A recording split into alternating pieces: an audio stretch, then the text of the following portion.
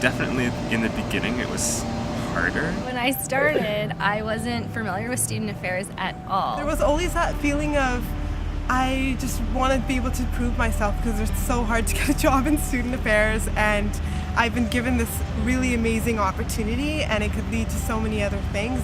So when I had staff reporting to me, I would often, we would look at some of the challenges that were really, I could see, maybe giving them feelings of burnout and so on, and trying to back up a bit and go, what were our main reasons for wanting to take on this huge project or huge initiatives? Have we hit the big high points? So really letting go of perfectionism for me was key, and I think it was key as well, something I promoted with my staff, to really to understand the difference between quality work and perfectionist. And sometimes I do need to have some quiet time, and I can't always be the exact role model that I want to be. That's something that I'm working on. I've also come to value my personal life a little bit more, and really finding my own interests and hobbies, and I think that's so important in terms of the quality of work that I actually bring to my actual job. If I do feel a little bit more rested and relaxed in other ways as well. Because my role in some senses is quite singular. So how I look for support from my other colleagues really depends on what issues I might be struggling with. And I think where I'm at now is learning that I can say no some of the time,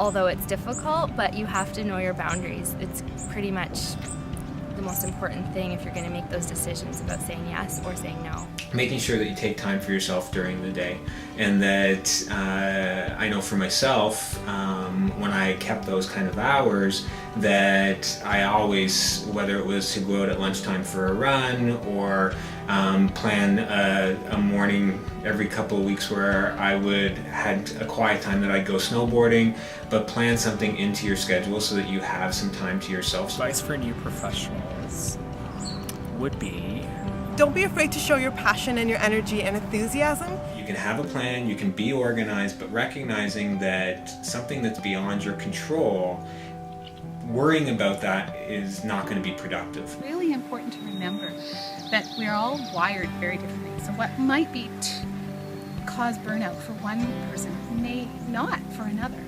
And I can think early on in my career, I was often exposed to leaders who worked tirelessly. They would work till 8 or 9 at night. They would check their emails on the weekends. They would forget how much vacation they'd taken.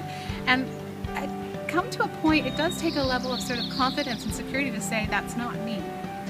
That I'm just not capable of giving up quite that much of myself to my work.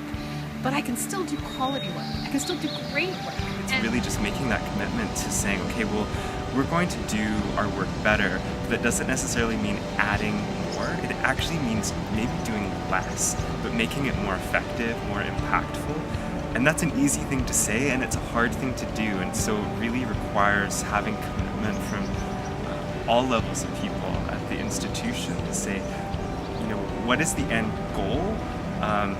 And let's work towards that, not how can we do as much work as possible. know that no matter what you do in this field, no matter what you do in your job and whatever job you have, there's always someone else who has either done it before or is currently doing it, whether it be at your institution or somewhere else, and ask for help. I don't think people know to do that enough, or maybe we don't say that it's okay to ask for help enough, but to make sure you're doing that, because the more you do it, the more you'll learn, and the more you'll probably do better at your job.